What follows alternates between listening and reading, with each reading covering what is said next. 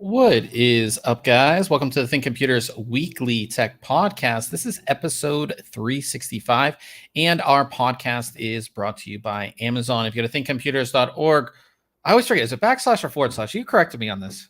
Forward slash Amazon. It's right there on the screen so you guys can see it.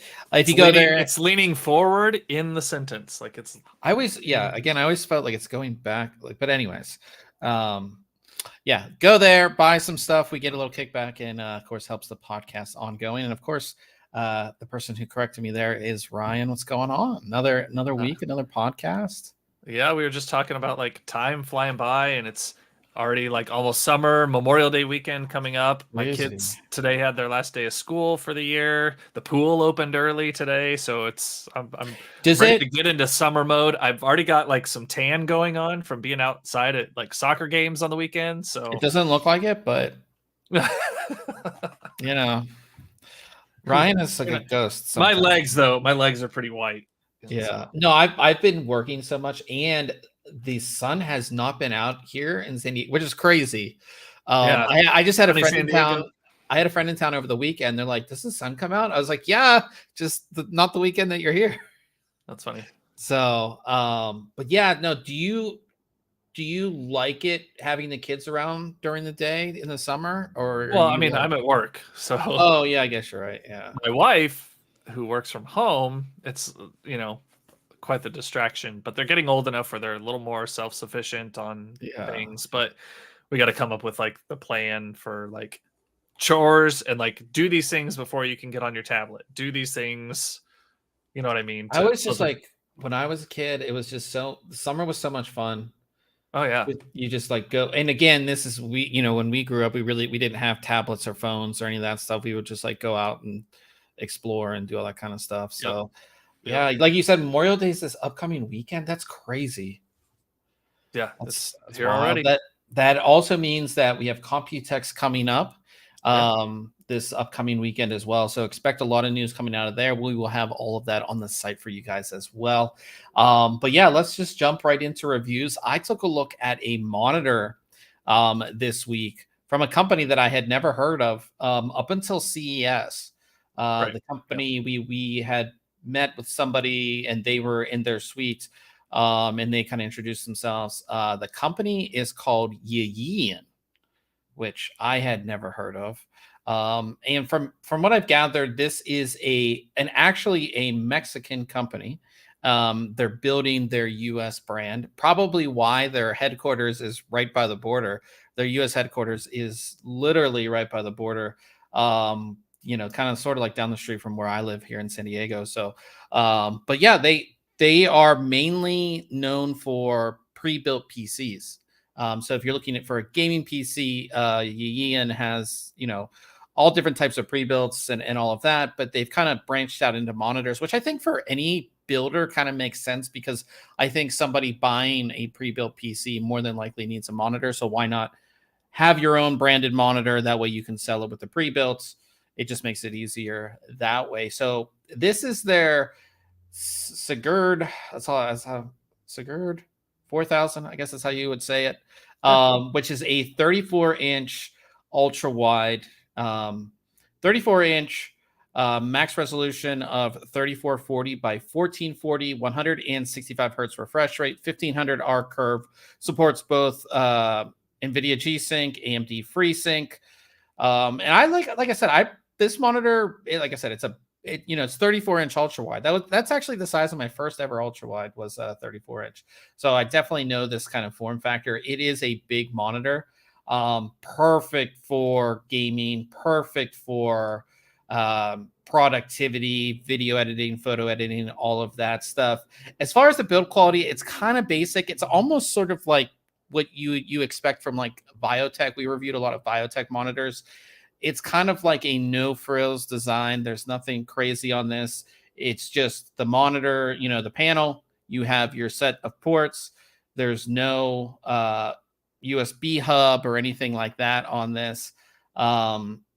It has your standard like buttons that you see on all these, kind of plain monitors. There's no joystick in the back. There's no software to change settings. It's all on the monitor itself. We have Old Man in the chat. He said, I like large monitors, and I cannot lie. Yeah, this is, like I said, this is a really good size. I have a 49-inch now, but I mean, 34 is a great size, especially if you're considering dual monitors. Just a single 34 definitely gets the job done. Now, they do say that this is HDR 400 as far as brightness, but the max, they list the max nits of 350, which was a little weird to me. Yeah. Because the box, not the box, but on their website, it says HDR 400, but it is actually not, which was, a little confusing there. But yeah, I mean, like I said, the display, it's a good display. It's a VA panel. So, when it comes to panels, that kind of sits in the middle. You have TN, VA, and IPS. IPS really is color accurate, really made for design work. TN is for super high refresh rate. So those 360, 500 hertz monitor that we saw from Asus, those are TN panels. And in the middle sits a VA panel. It's kind of the best of both worlds, really. Most gaming panels, besides super high-end ones, will be based on a VA panel. So that's what you're getting here. You do have that 1500R curve, which is, it's like the 49-inch one I have is 1800, so it's not as curved. This is a decent curve, but I think it's the perfect curve, I guess you would call it size, or the perfect curvature for a 34-inch.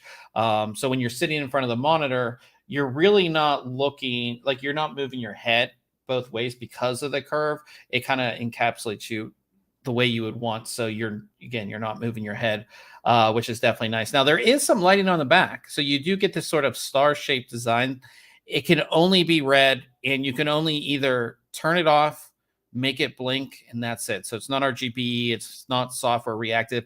And like most of these monitors, even a lot of them that we've seen too, this lighting is not powerful enough to light up behind your monitor, right? So if you have your monitor set against the wall, this really is not going to light up behind, like you see with like people who do put like RGB strips behind there. This is not bright enough for that. It's just to look good if somebody's looking from the other side. That's basically it. Now, I do have to say the stand on this is actually really, really nice. So the stand itself, where's my stand pictures? I guess the next page. The stand, did I really not have stand pictures in this review? That's weird. I guess I'll have to put them back in there because for some reason this is where they would be. But anyways, so the stand allows you to, of course, have vertical adjustment, so you can move the stand up and down. You can also angle or tilt the stand, up and down, but you can also swivel the monitor, and you can swivel it like a lot. You can really, really swivel it. I'll go ahead and update the review and put those pictures back in because they're supposed to be right here. But there is a lot of adjustment with this stand, which is really, really nice. And then as far as connections, you have 2 HDMI and 2 DisplayPort and an audio pass-through. Also, the power connection is your standard connection. So it's not one of those, like, if you lose the cable, you're kind of SOL. This one, you can buy just a normal power cable if you end up losing it, which is nice to see there as well. As far as performance goes, I like this. I played a lot of Apex Legends on this. 3440 by 1440 at 165 hertz is awesome for gaming. If you're moving from a 60 or 75 hertz, even something like a 100 hertz, 120 hertz all the way going all the way up to 165, you will notice a difference. Yeah. It's, especially in faster paced games, you will really notice a difference. And like I said, for FPS games, you want to be like in on the action. And again, at 34 inches, with this curve, I didn't feel like, again, like if I play full, like on this 49, like I'm going like this and I'm moving. And of course, if you get tired after a while, not even you get tired, but it takes time. And again, if you're a competitive gamer, like it takes time for you to move your head and see kind of what's going on. So I didn't feel like I had to do any of that. Also, ultra wide form factor with the 1500 arc curve is really great for immersive games. So if you're playing a racing game or like a MMO or open world type game, this is going to be a great monitor for that as well. Like I said, it's, within, if you're using display ports, you can choose, your refresh rate all the way up to 165 hertz. It does support 144, 120, 60, and 50 there. Active sync is not turned on by default. So you have to go into the monitor settings and turn active sync on, and then your settings for G-Sync or FreeSync will come up in your software. As I said, this is a great monitor for side-by-side. So if you're looking to be productive, you can do two windows side by side. They're not crunched or anything like that. So, here I have YouTube on one side and, our website on the other, but this could be Spotify on one side, your work on the other, pictures over here. And maybe, I'm writing a review, so I'm writing it on this side. Perfect for dual windows. So again, if you are considering two monitors, maybe something like two 24-inch monitors, this can easily replace that. And there are no bezels if you do a single screen, which that's why I have my single screen here. I don't think I can go back to multiple screens after using an ultra wide. So those are the things that I really like about this monitor. The menu system is pretty clunky. It's that stock menu system we've seen on a bunch of other monitors as well. Looks just like my monitor's menu. Yeah, they're all pretty much the same here. And you have to use the buttons on the monitor itself. There's no joystick to make this easier or software. Also, I did notice when I did press on the buttons to move it, the monitor kind of wiggled a little bit. It had a little too much give than what I was used to, I guess, on certain stands. So that was something that was just not a major concern. Like I never felt like the display was going to fall off the stand, but it wiggled way too much for me for that.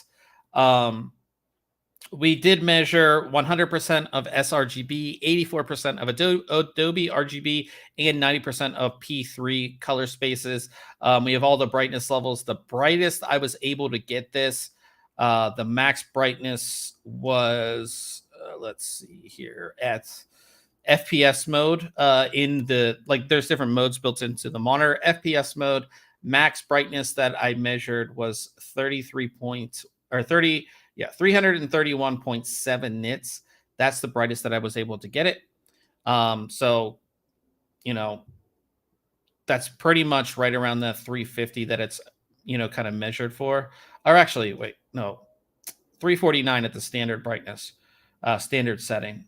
So again, that's kind of what they sort of said, but not said, because they said it's HDR 400, which it's not. Right.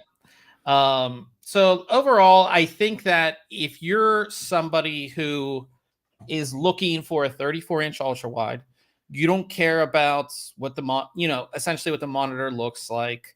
You might just put this on a monitor arm anyways, or whatever. It's going to be a decent monitor with those type of specs. You are going to get good performance. It's just not to the quality of something like a Samsung or. But I think price. Price plays a big role in this as well, right? Yeah, so this is $369.99 right now on Amazon, and there's a $20 off coupon, which really makes it a competitive monitor. If you look at other similar spec'd out monitors, you can get some affordable ones that are about $30, $40 more expensive from Gigabyte. that I feel like are a little bit better quality. But again, this is priced very aggressively. So like I said, I gave it a 7 out of 10 just because I was not a fan of them saying it's HDR 400 when it's not. Right. The stand, like I said, it just kind of wobbly. Yeah, just a little wobbly for me. The lighting on the back, like why couldn't it just be RGB? Why is it just red? And like I said, that menu system, again, we've reviewed Gigabyte monitors that give you the software, or a lot of the monitors have the joystick now that just make it easy to flow through those monitors. Like pressing those buttons combined with how, wobbly the stand was, that's why I gave it a 7 out of 10. But again, I think if you're going to just use this, it's going to be a solid monitor. Like I had no issues playing FPS games on it. Setup was easy. It does come with power cable and DisplayPort cable, so it's not like you have to buy anything extra. Yeah, so those are my kind of thoughts on the monitor itself. Did you test the speakers at all? It does not have speakers. Okay. Yeah. Okay. So it does have an audio pass through. So if you are, passing audio through via HDMI, you can pass that audio back out 3.5 millimeter jack. You know what I mean? Yep. So Old Man in the chat says the reviews are all mixed up with other YEYIAN monitors on Amazon. Yeah. That's terrible. You would think a company like that would be able to figure out how to keep the reviews like tied to the product page you're on. It's terrible. Yeah. Because and like there'll be companies that like make one product and then they make a completely different product, and they're like, why am I reading reviews of bed sheets and I'm looking for like a mirror? You know what I mean? Mm-hmm. or something on Amazon. Yeah, I do that. Yeah. But yeah, check it out. Like I said, YEYIAN, they're, expanding into the US market. And I think that they're doing the right thing. Like they're making a competitively priced product. So if you're somebody who would rather spend the money on a better graphics card or something else, and you want to, you're looking on Amazon, and it is one of the least expensive monitors with 34-inch, 165 hertz, 3440 by 1440 that supports G-Sync and FreeSync. Like this is one of the least expensive options. So I think they're doing the right thing to kind of get their name out there. So yeah, check it out. Check out the review. And like I said, hopefully we'll check out some more products from them and see what else they have in store. Cool. Yeah. So that was the only review we did this week. It was fun reviewing a monitor. I haven't done one in a while. I don't play some games. Bust out my color checker thing, whatever you call that these days. My Spider Pro to test the brightness and colors and all that kind of stuff. So that was a lot of fun there. We'll move from there to Case Mod Friday, and this week we have a build called Serios. This one is from Dalan, and he has this style. He's been doing this with a bunch of his builds that I've seen, where he does hard tubing, but then he covers the hard tubing with what would you call that? Like a mesh loom? Yeah, like a mesh sort of. And it reminds me of like the nice like braided stainless steel braided like radiator hoses you see on like race cars, right? It's kind of that look. I love this build as well. Yeah, so this is done inside, I believe, the Lian Li 011 Dynamic. But yeah, just the color, right? And again, this is older hardware in here too. This is an old X470. It was like a 3800X in there, I think. Yeah, so it's not like it's brand new, but it's just like it's so different because again, we all, when we look at these builds, we don't see this type of style. It's just something, again, like typically this would all be, you see through hard tubing, you match the coolant, but with this, it just gives it a different style. It's like more industrial kind of looking, I would say. Yeah, it almost reminds me of like space stuff as well, right? With like NASA, because you see like on the astronauts, sometimes their suits, they would have like fittings on them as well with this type of tubing look. So it's cool. Yeah. I also think I couldn't tell for sure whether it's just like the metal behind the reservoir showing up. It almost looked like the fluid was tinted like just a little bit gray. I think it's probably just the color showing through the this metal piece itself. Right here. Yeah. probably. But I do like this. This is another one of those builds where you're like, I think if I spent the time, you could do something like this outside Yeah. of maybe that custom plate for that reservoir, right, where there's usually fans. But really, you could get someone with a metal, you could have a metal shop fabricate. Yeah, something cut like that piece for you. Yeah, Mhm. yeah. But yeah, great build Very cool. there. And like I said, we have links to I believe this is their builds.gg page. If we could go there, like I said, I'll show you. Like he's been doing these. Let's see some of the newer ones, but he did like this one with you can see he's doing that with the tubing. Let me see, can I bring this up here? But like matching the colors and doing that. So he's been doing that on a bunch of his new builds. So go ahead and check that one out. And like I always say, we do have a full section of Case Mod Friday builds, so you can just go through there and kind of see, what you can do with PCs really. And I need to get on there and get. I don't know. I like my PC, but maybe something will come down the line. I know Ryan's looking to eventually upgrade as well. Do something with You said you want to go smaller. Yeah, I go back and forth. I want to go smaller, and then I see like the builds and some reviews lately of the Fantex MV7. Mm-hmm. I'm like, oh, that case is pretty sweet. But would you make use of all that space though in that case? No, that's the thing is I would have like I'd maybe add another radiator. Okay. Right. So have a third radiator in there, and continue to liquid cool it. But no, I wouldn't use all the space. That would look nice in there. Would you go with white or black? I'd probably do white in it because I haven't ever done a full white build. So it is nice having the white build. Yeah. I like the white build. It is. But yeah, and then I'm like, maybe a small build. But if I do it with like this CPU, I still like my motherboard, right? It's a nice Crosshair 8 or Crosshair Hero 8 and like the 5800X 3D.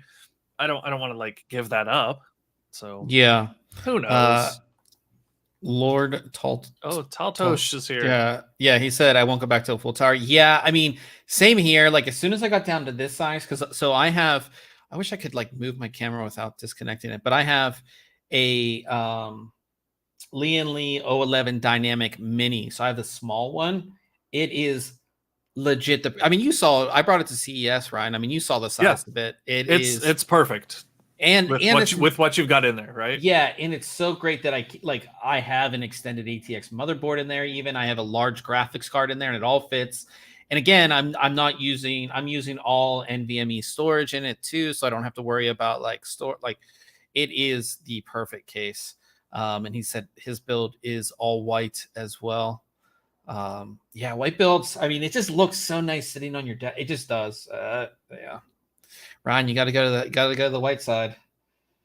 Maybe your case is nice. I mean, I reviewed that case. I mean, that's a big case. Yeah, it's a very nice, but very large case. Yeah, that I couldn't imagine having. I don't even think that probably wouldn't, with my 49-inch monitor, that would not fit on my desk, unless I'd have to put the monitor all the way over. Yeah, but yeah. Yeah, we'll see what Ryan does next. I'm kind of excited to see what Ryan does for either upgrading or doing his next build. Like I said, I just did mine like over the holiday New Year, so I won't be doing a new personal build for a while now, and I'm pretty set on all of that.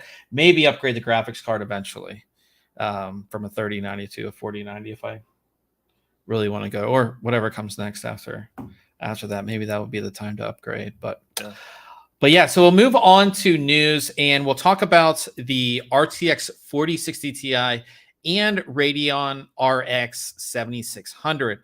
All the reviews came out. We obviously didn't review either of these cards, but I went through and I read a bunch of reviews, watched videos. I would say, at least for me, I don't know about you, Ryan, but like when it comes to graphics card reviews, I always like Tech Power Up is typically who I like the written review, and then Gamers Nexus probably for the most part for video stuff. I did see this, and I really don't want to comment on it because I didn't really get to see it, but I saw it on Reddit, that Jay's Two Jay, Cents yeah. put out a video and then they took it down. I don't know what happened with all. I didn't watch Yeah. any of it. I don't know if you have any. I saw the well, I'll say I agree with like the tech power up comments, right? And the reason number one, they're like good. Like Wizard spends so much time on those and they're so thorough. They have a huge suite of games that they review, like 25 games. On yeah, them. it's a lot. It's insane. Yeah.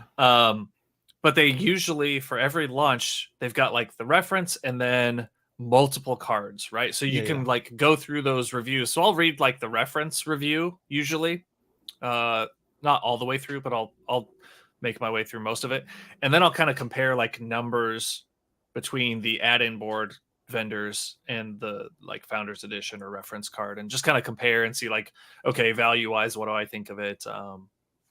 Things like that. So yeah, definitely check their stuff out. I didn't see Jay's video. I saw the thumbnail for it, but it was a time I couldn't watch it, and I was like, okay, I need to check his video out later. And then I saw on social media like his apology and kind of referencing them taking it down. So I don't know, I didn't see it. I'm not going to comment on it either. Yeah. All right. We'll go through these. So we'll talk about all the 40 series cards because they have all been announced. NVIDIA did announce all these cards.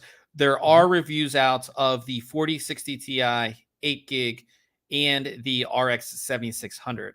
Now, just to go over pricing so we can get an idea of kind of where these cards will land.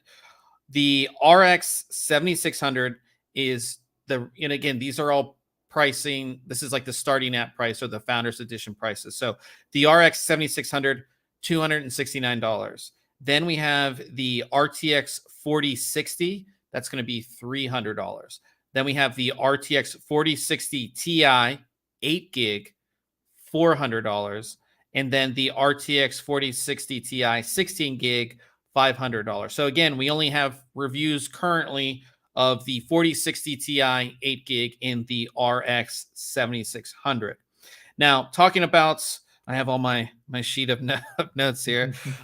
So the RTX 4060 Ti 8GB, it's basically on par with the old school RTX 2080 Ti, which really doesn't say much. And I really hate when NVIDIA puts this into their like deck that's like, oh, it's better than this card that's 2 generations behind. Like that, I don't know.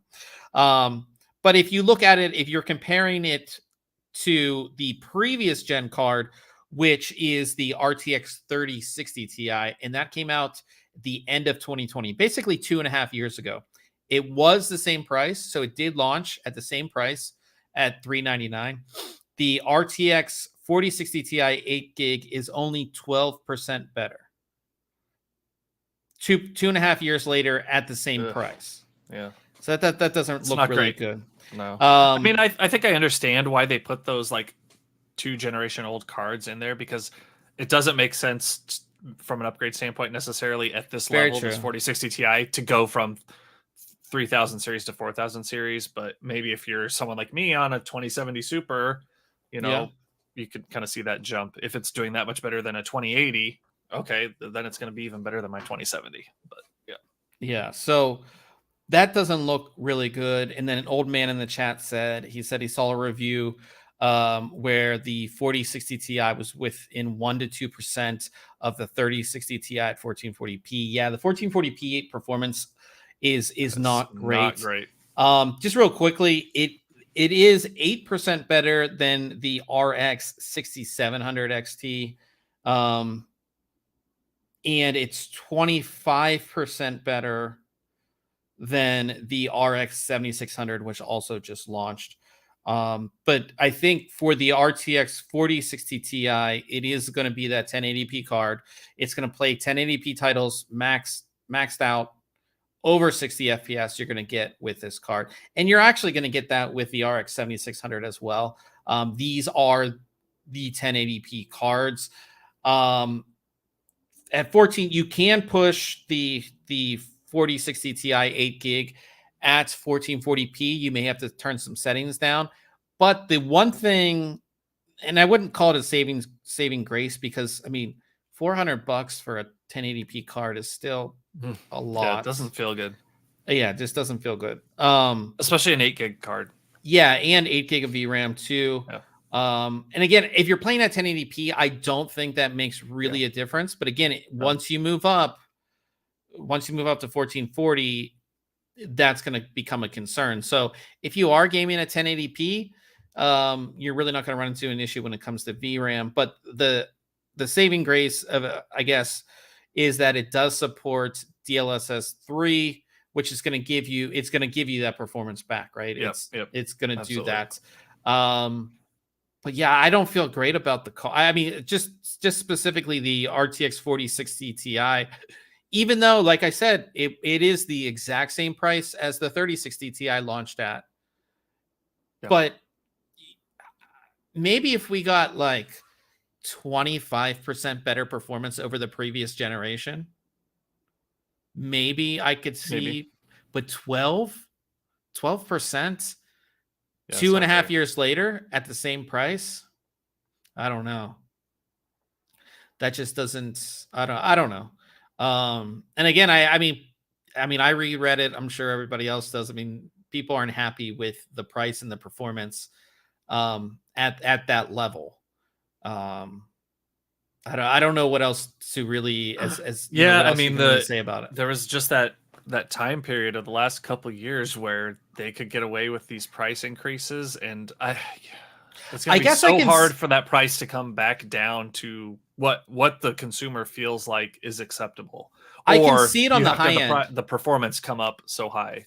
I can see it on the high end. I can see the price increase kind of on the higher end, like the 4090 and stuff. I mean, that's a massive price as well, but the performance was, kind of crazy. Yeah. But this, it just doesn't feel great. I'd like to see graphs like a graph that shares performance increase across generations and price increase across generations. I'm sure somebody has it, and it would be very easy to make.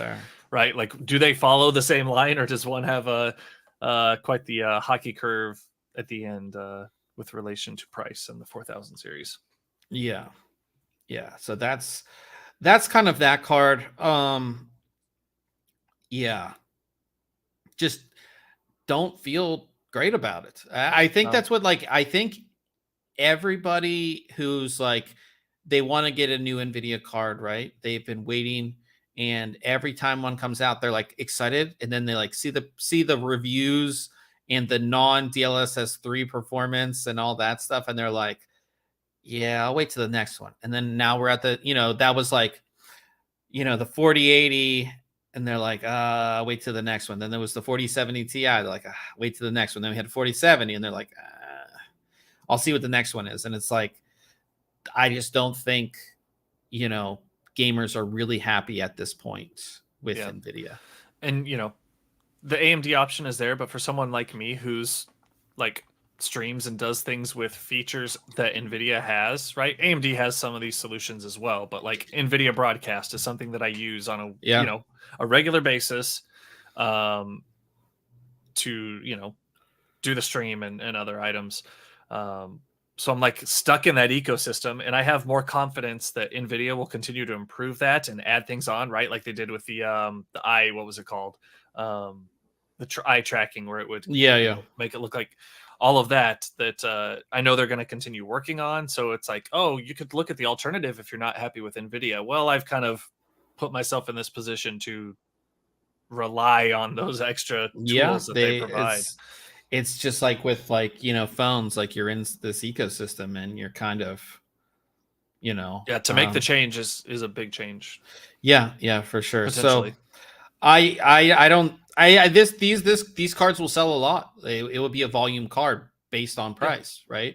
I just I had 12%, 2.5 years, or 2.5 years later, 12% increase at the same price is, I don't know.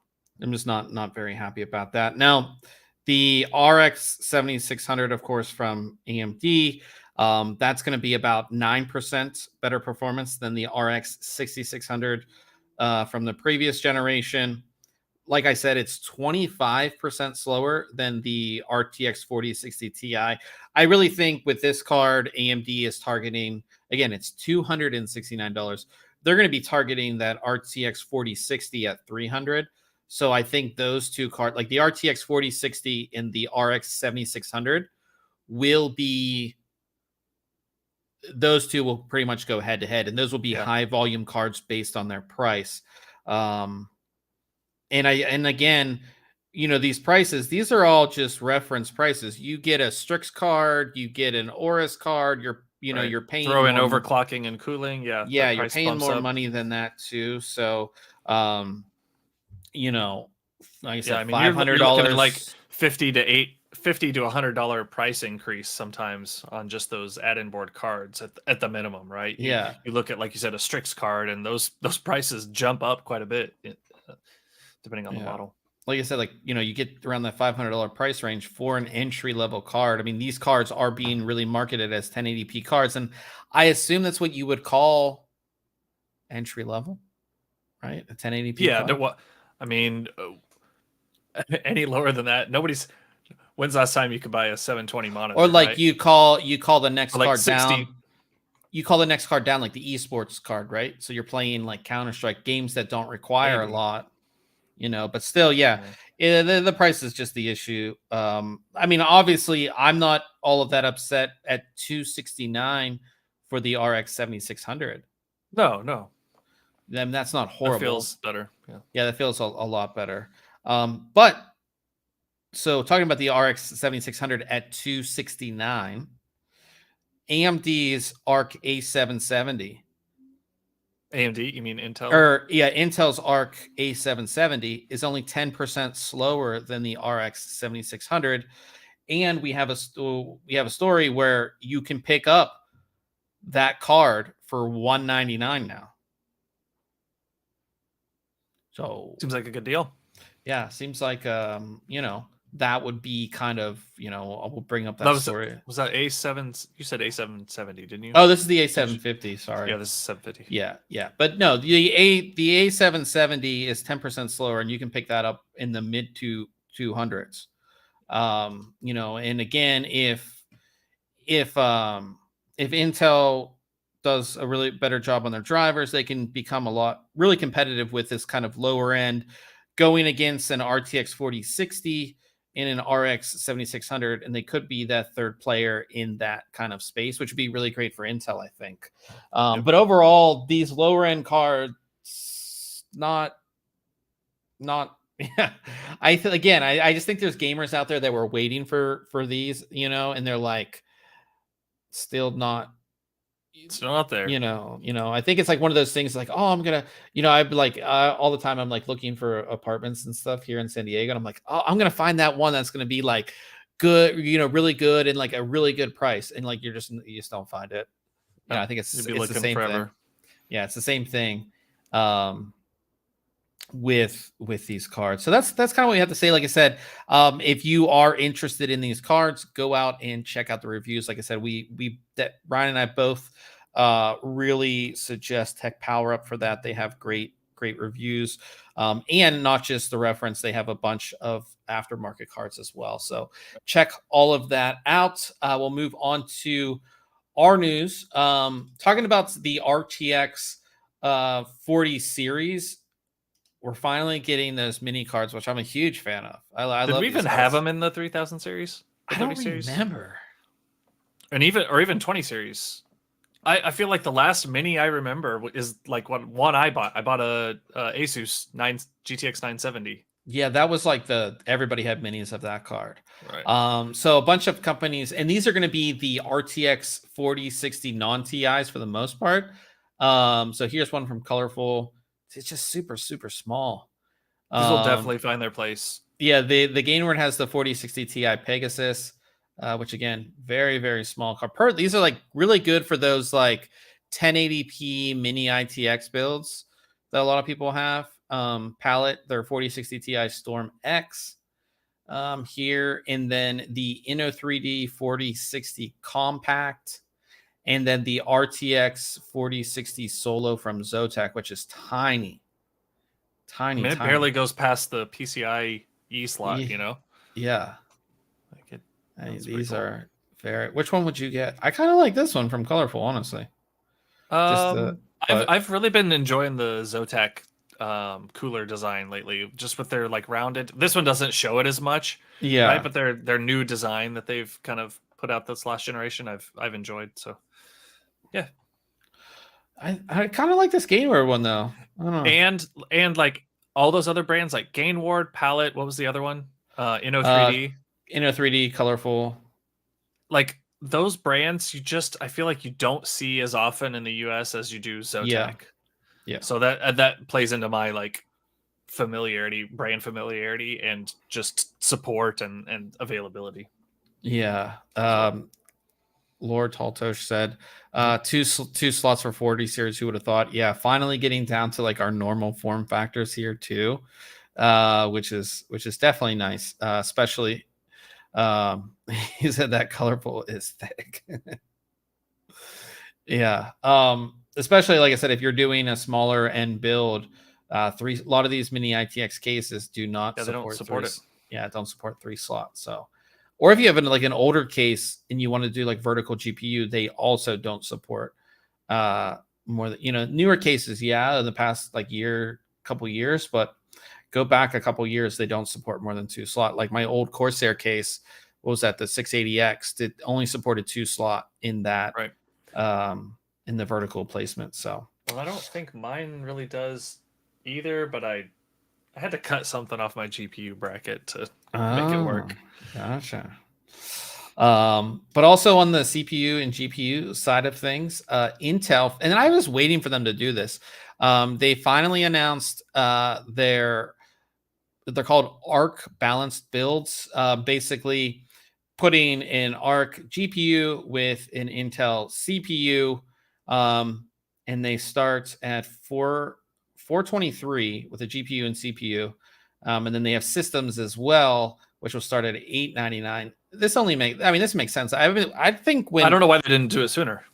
Yeah, I think they were kind of trying to gauge how cards would be accepted. Yeah, and I think it is pretty standard because again, AMD's not really doing this either. Now you'll have retailers do this by putting like a Ryzen with a Radeon card, but like AMD doesn't have any, at least recently, doesn't have like a thing where where the retailer gets the discount and they put the disc. Like this is through Intel, and they will be, if you bundle these two, it's a different price. So yeah, it looks like it. Component builds at Micro Center down the bottom, a 12600K and an A750.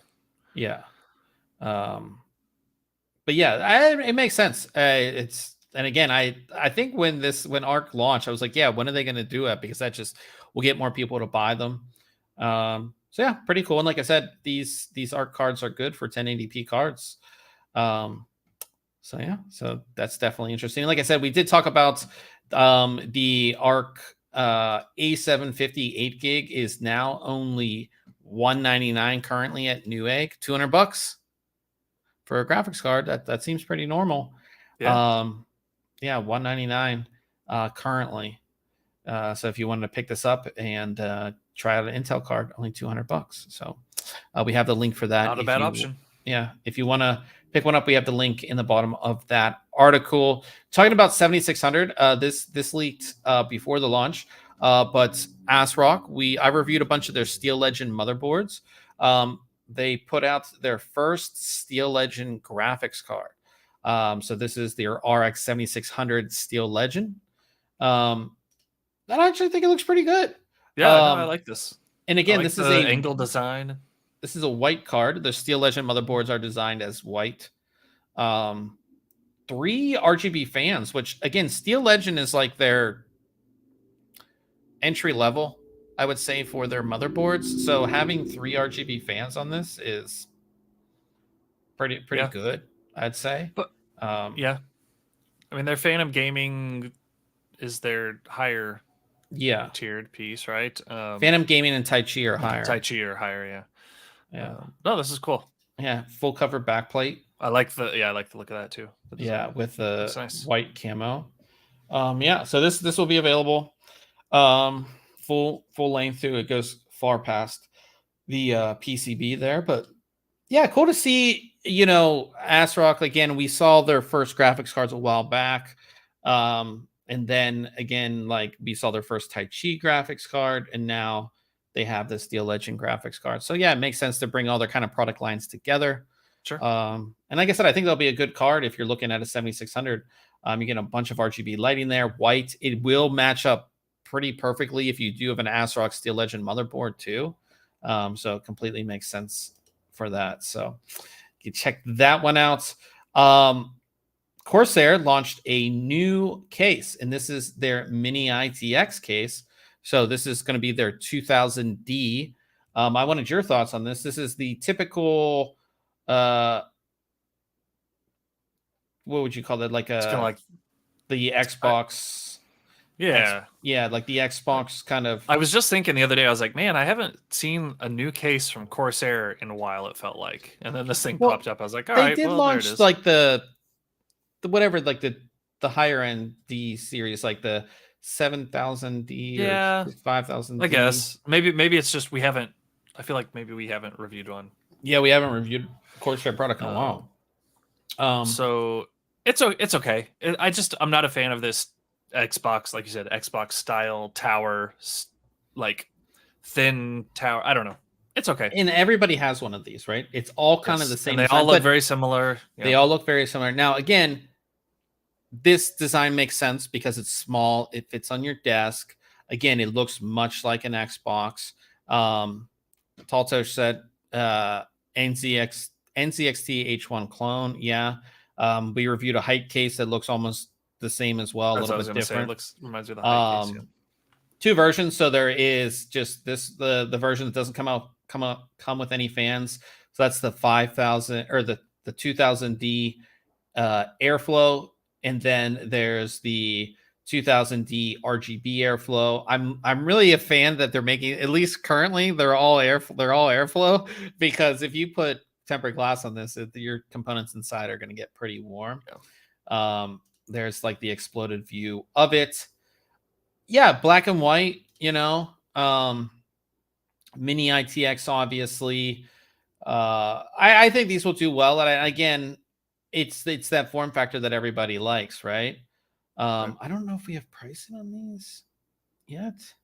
I don't think I had seen them because I feel like they said reach out to your Corsair dealer or something. I saw maybe it was a different product. Shop now. No, that's the that's the small form factor builds. Yeah. Let's just go to gaming PC cases. 200. That's the one with the 3 RGB fans, and I assume it would come with one of their controllers. The one without it is $139. So not horrible prices. I feel like you are paying that Corsair tax a little bit, because there are similar cases that are around 100, 119. So $139.99. But yeah, like I said, I think these will do well, and I think a lot of people will buy them, especially like one like this that's going to come with the 3 fans, that has the RGB all ready to go, Yeah, and a controller. Like you said, hopefully they're throwing something in there to control that. I assume so. I just tried clicking on those pictures while you're sharing the screen. Oh, that's not how that works. That's not how that works. Yeah. It does say it supports, of course, the new 40 series graphics cards. Yeah. It doesn't tech specs. Okay. Am I not clicking something? Nothing. It's further down on the screen. You got to scroll down in the page. Oh, it would, like, I did that. It like wasn't letting me scroll for a second. Okay, here we go. Tech specs. Does it say that it comes with? Say what it's included. I bet if you went to overview and scroll down, it'll be there, because they usually include that. Unless they just come with a splitter. You know what I mean? And then is it called one of their IQ cases? Because a lot of times if they do include it, they put IQ in the name. No, but they took that away the last generation too. Who knows? But in any case, I think these will do well. They look like they're designed good, for cooling, supporting the latest graphics cards, all of that. So if you are going to be doing a mini ITX build, it's a new case out there from Corsair if you're a Corsair fan. So, yeah. So go ahead and check that out. Now, I saw this. I wanted your thoughts on this. So Samsung unveiled a rollable OLED panel. So it's like you roll it up. I don't think we have pictures. Yeah. So like it rolls, like it rolls up. I guess. Do you see like the rollable? I just don't see how this like saves space. Because like, wouldn't you just want something? What am I doing with this? What am I doing with the space anyway? I don't know. Because like, here's the thing: if I have a device, right? Okay. Say the device is like this big, and I roll it up, then I have to put this cylinder somewhere that I've rolled up, right? Whereas if it's a foldable tablet, I can fold it and make it smaller, and then like put it in a backpack. That's the only thing I don't understand about the rollable. I guess maybe this. Again, this technology could be used to make a foldable device more, or if it was like integrated into something, like into a table, and you could like just pull it up like a reverse screen projector, right? And it like pops up, and then you could just like pop it back down, and it's just rolled up to save space. I don't know. I'd want to see it in person, I guess, to see. Yeah, they say the entire thing resembles like a scroll. I mean, I guess. I just don't like, I'm thinking of like a practical application, whether it's a tablet, whether it's, I guess this would be good at like schools, right? Because you remember the teacher would bring like That's exactly what I'm saying. Yeah. Is like, if you just do it opposite, like it comes up from your table or something. But yes, when they'd pull down the thing and click it, I guess I could see that as being the application. Gotta look at the map of the.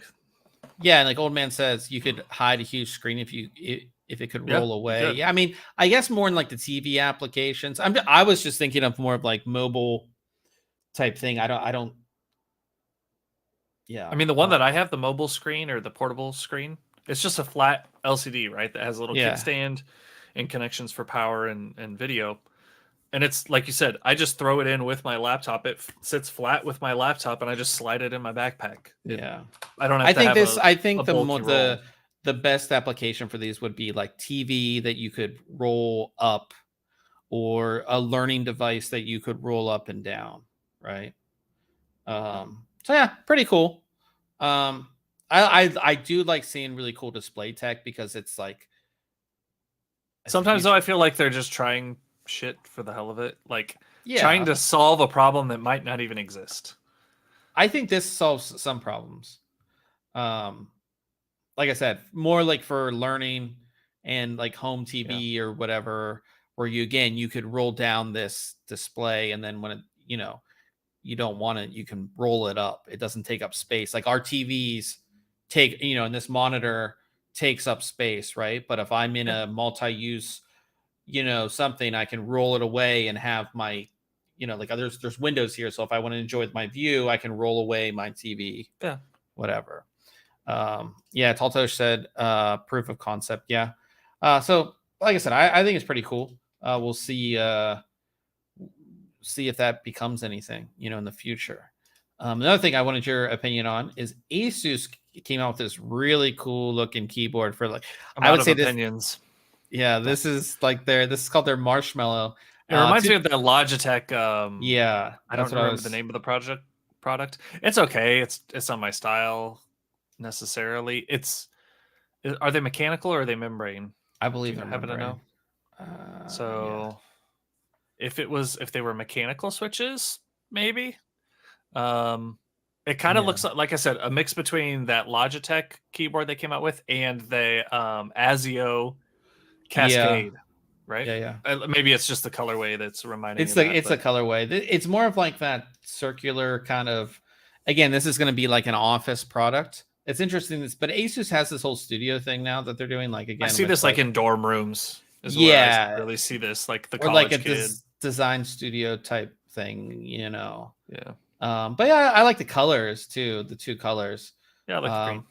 Oat milk and green tea latte is what they're calling them. Yeah, this is very thin too.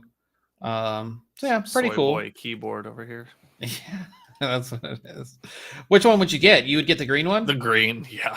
I like the other one. Eh. I like this one. All right. Well, that's the new Asus keyboard. And then we talked about Amazon. Amazon launched Echo products last week.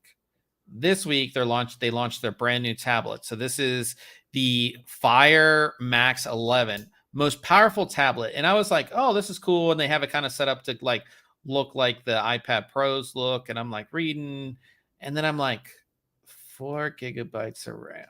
Yeah, it's their biggest and most powerful. It doesn't surprise me that it's only got 4 gigs of RAM. Like my kids' Fire 10s, like the kid version, those things are like dog. Yeah, it's so crazy terrible. too, because it's like, so I used Fire TV sticks for a while, right? Mm-hmm. And I have a Fire TV, like an actual Fire TV now, but like they never upgraded the RAM on those. Like it made no sense. I was like, just put some more RAM. Like I'll pay more for like more RAM. I feel like Amazon's one of those companies that like just skimps out on the RAM. Yeah. You know what I mean? And again, this is like they're positioning this as like against an iPad.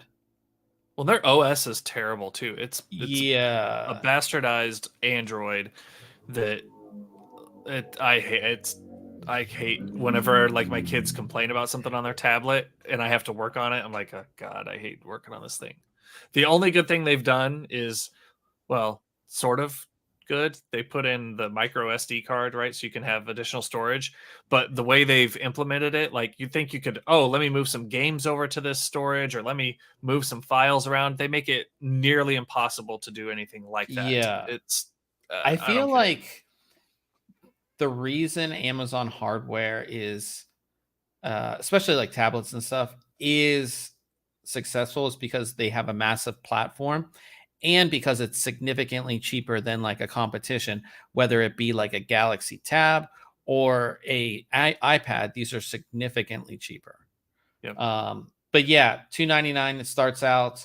And then the bundle, which comes with, I assume, all of this, is $329. I mean, that's not bad for a tablet, right? No, that's a great price. But I have a iPad that's like 8 years old, the first Pro, and I'm sure it'll probably run circles around this thing. Yeah. So, but yeah, that's the new from Amazon. If you want to check it out, if you're looking to get a tablet, like Ryan and I said, though, the OS is bad, but you can sideload your own. Yeah, OS but I don't want to. I don't want. Yeah, that's if I'm buying something new, I don't want to have to. Yeah, you might as well just get like a base Android tablet, really. Right. Maybe one of the new Pixel ones, right? Yeah, or something. Yeah. So yeah, that is new from Amazon. Some gaming news. We talked about Grand Theft Auto 6 last week. There's a new rumor that it's going to come out between April 2024 and March 2025. That's the new rumor. I was saying 26. I'm still going to say 26. Okay. I'm still putting it out there that it's going to come out in 26. I would say it's going to come out January 26. No, that maybe holiday season actually in 26. Who knows? What is your guess for when it comes out? I don't know. I don't even care. I mean, I do, but I hope sometime in 2024. That seems too fast. Okay. But like you said, those videos that were leaked last year, they looked like so good already, and I'm like, they've got all that. Yeah. But I don't know anything about game development. Do you think though, you know, what'd be really cool is if they did like a documentary on making the game? You would assume that would be very cool. You would assume they would be doing that, right? Like that would only make sense. Just have cameras in there, right? Like, you're already doing the work. Just get people in there to talk about it, and yeah, like you would think, like at least something, right? I mean, we have seen that with other games, big games. But they do like a little mini documentary thing. That would be really cool to see. I think, especially for a game that has this much hype, that'd be something cool to see. Yeah. Also, in gaming, Metro Last Light Complete Edition is free on Steam right now. It expires. I just went and grabbed it. It expires tomorrow. Go get it. But you can go ahead and pick it up. We have the link to the Steam store.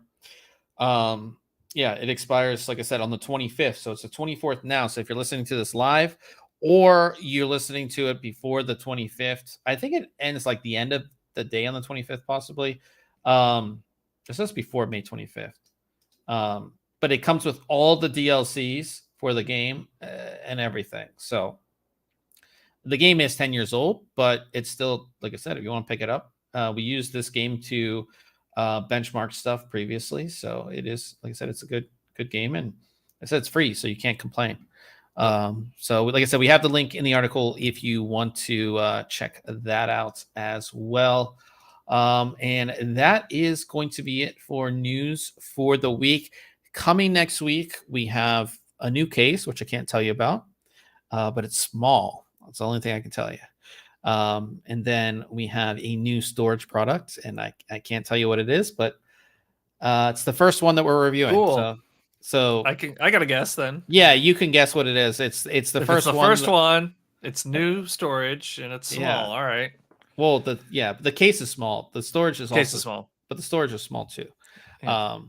But yeah, that will be that stuff's coming up next week. We have a lot of cool stuff coming too. And again, over the weekend and through next week is going to be Computex stuff. So check out the site. We'll have a ton of articles up there for Computex. Be working a lot. I mean, I'm not going to get any sleep. Be working, getting all the stuff up. Hopefully we see are you excited for Computex at all? Is there anything that I'll keep an eye on it? I'm not. I think necessarily cases would be what I'm excited for. Mm-hmm. Cases, we're not some coolers. We're not at a launch period for high-end graphics cards. That's usually typically exciting. We're not at new CPU launch either. So we're not going to see there are a lot of times at Computex you see just a motherboard sitting there that says unnamed chipset. We're not at that point. Obviously we always look for the in-win case, right? We look for the special edition in-win case. We haven't seen a special in-win case in a while. Yeah, I don't think they did one last year. Didn't they? Maybe. No. I don't remember. But hopefully, like I said, we'll look for some cool stuff from the show. I think there'll be some cool stuff. Hopefully. But yeah, that's pretty much it. At the end, of course, we talk about if we've done anything interesting or cool. And there was something that I haven't done anything that cool. I watched it's non-tech related, but I thought it was a good movie. It's on Amazon Prime. It's about them signing Michael Jordan to Nike. Oh, yeah. And that has a lot of people in it. It has a lot of people in it. It has Matt Damon, Ben Affleck, the guy from Ozark, Chris Tucker's in it, which is I haven't seen him since the Rush Hour movies, really. Yep. There's a lot of people. It was good. I watched it last night. Omega Cypher, I believe that's Bobby. What's up, man? Good to see you. You're getting the end of the show here. We're talking about stuff we've watched or tech related things we've done in the past week. And Ponto said, wasn't the Inwin D F1 edition last year? Maybe, but it wasn't a new one. We always want them we want to see something new and crazy from because it was they did the Z Tower that was that aluminum one that twisted up because I've got it up here. Then they had the Yong, which was this rounded thing with holes in it. Yeah. And then they had the Day that had all the panels, glass panels that would open we and saw close. that. We saw that at CES 2020. So yeah, I don't think we have seen one since then. So maybe they're working on something crazy. That maybe it has AI. Who knows? Maybe. I know Old Man was in the chat, but he hasn't piped in here. But he was correct on his guess of the free mystery game last week. It is Death Stranding. It is free until tomorrow at 10 a.m. So get that if you don't have it. Oh, right there. Yeah, I missed it then. And then mystery game tomorrow. So I went and grabbed Death Stranding real quick here because that was one I wanted to play, but didn't want to pay for it. Never have to. Yeah. I'm sure I won't get around to playing it, but I'll have. There are a lot of games that I've done. We play games once a week. I need to see. That's the thing. I need to review more monitors so I can play more games. I think that's. There you go. Yeah, that's what it comes down to. I have some really cool keyboards as well that we'll be taking a look at here too. So we have a lot of stuff going on, but we are going to, of course, end the stream.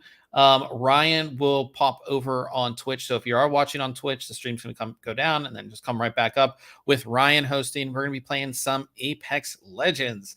I'm excited to play. I have like let out some steam here at the halfway through this week.